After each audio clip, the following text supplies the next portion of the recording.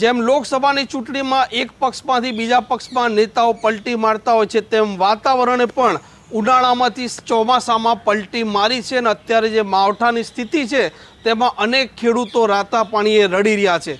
સાથે કૃષિ મંત્રી રાઘવજી પટેલ તેમજ વિપક્ષના નેતા અમિત ચાવડા બંનેના મોટા નિવેદન આવ્યા છે અને ખેડૂતોને લઈને તેમણે શું વાત કહી છે તેની વાત કરીશું. વૈષ્ણવજન તો તેને કહીએ જે પીડ પરાઈ જાનાને રે. નમસ્કાર, આપ જોઈ રહ્યા છો નવજીવન ન્યૂઝ અને હું છું આપની સાથે તોફિક ગાંચી. ગુજરાતમાં વાતાવરણે પક્ષ પલટું નેતાના જેવી પલટી મારી છે. કેમ કે વંડી ઠેકી નેતાઓ એક પક્ષમાંથી બીજા પક્ષમાં જતા રહેતા હોય છે, તેમ ઉનાળો અત્યારે ચાલી રહ્યું છે અને ચોમાસા જેવું વાતાવરણ થઈ ચૂક્યું છે. માવઠામાં વરસાદ વરસી રહ્યો છે અને પૂર ઝડપે પવન પણ ફૂંકાઈ રહ્યો છે. તેવામાં અનેક ખેડૂતોને નુકસાન થયા છે. આ મામલે ગુજરાતના જે કૃષિ મંત્રી છે તે સામે આવ્યા છે અને ખેડૂતોને થયેલા જે નુકસાન છે તેને લઈને પણ તેમણે શું વાત કહી છે તે આપ સાંભળો. કમોસમી વરસાદના કારણે સંભવિત નુકસાની સામે રાજ્યના ખેતીવાડી ખાતાએ ત્યારથી હવામાન ખાતાની આગાહી આવી ત્યારથી જરૂરી માર્ગદર્શક સૂચનાઓ ખેડૂતોને અને ખેડૂતલક્ષી પ્રવૃત્તિ કરતી સંસ્થાઓ માટે આપવામાં આવેલ. ગઈકાલે જે કમોસમી વરસાદ થયો એમાં ક્યાંક ને ક્યાંક કેરીના પાકને નુકસાની થવાની સંભાવના છે. ઉપરાંત ઉનાળુ બાજરીના પાકને પણ પવન અને વરસાદના કારણે નુકસાન થવાની સંભાવના છે. અને અમારા ખાતા મારફત આ જ્યાં જ્યાં ખેતીવાડીના પાકોને નુકસાન થયું હોય એનું સર્વેનું કામ ચાલુ કરવાની અમે સૂચના આપી દીધેલ છે. ઉપરાંત 17મી તારીખ સુધી હજી કમોસમી વરસાદના માવઠાની આગાહી હોવાથી આ ફાઇનલ રિપોર્ટ તો 17મી તારીખ પછી જ આપણને જાણવા મળે.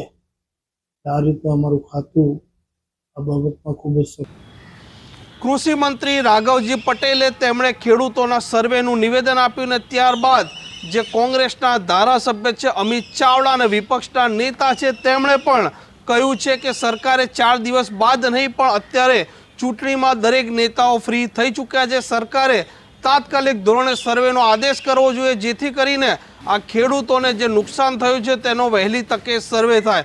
અમિત ચાવડાએ પણ સરકાર પાસે આ ખેડૂતોને લઈને શું માંગણી કરી છે તે પણ તેમની વાત સાંભળી લો. રાજ્યમાં અનેક તાલુકાઓમાં ભારે પવન સાથે કમોસમી વરસાદ થયો. અનેક જગ્યાએ કરા પણ પડ્યા છે. વીજળી પડવાથી જાનહાનિ પણ થઈ છે. એવા સંજોગોમાં ખેડૂતોની હાલત પડ્યા પર પાટું સમાન થઈ છે. એક બાજુ ઉત્પાદનના પૂરતા બજાર ભાવ ના મળતા હોય, ખાતર બિયારણ મોંઘું થયું હોય, અને બીજી બાજુ વારંવાર કમોસમી વરસાદ થાય, અતિવૃષ્ટિ થાય, કુદરતી આફતો આવે, સરકાર સર્જિત આફતો આવે અને ખેડૂતોને પારાવાર નુકસાન થઈ રહ્યું છે.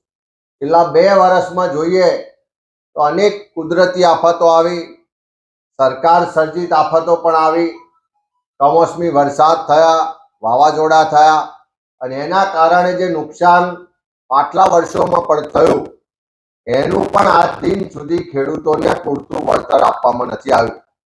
મુખ્યમંત્રી શ્રી હવાઈ સર્વે કરે, જૂનાગઢના અનેક વિસ્તારોમાં જે માનવ સર્જિત પૂર આવ્યા એનું પણ સર્વે કરવામાં આવ્યું. બિપરજોય વાવાઝોડાથી જે નુકસાન હતું એના પણ આજ દિન સુધી પૂરા નુકસાનીના વળતર મળ્યા નથી. એવા સંજોગોમાં ભારે પવન સાથે જે કમોસમી વરસાદ થયો છે એનાથી ઉનાળુ પાકને ખૂબ મોટું નુકસાન થયું છે.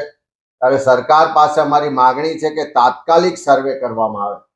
કૃષિ વિભાગ હજુ એમ કહી રહ્યું છે કે 4 દિવસની આગાહી છે ત્યાર પછી અમે સર્વે કરાવીશું.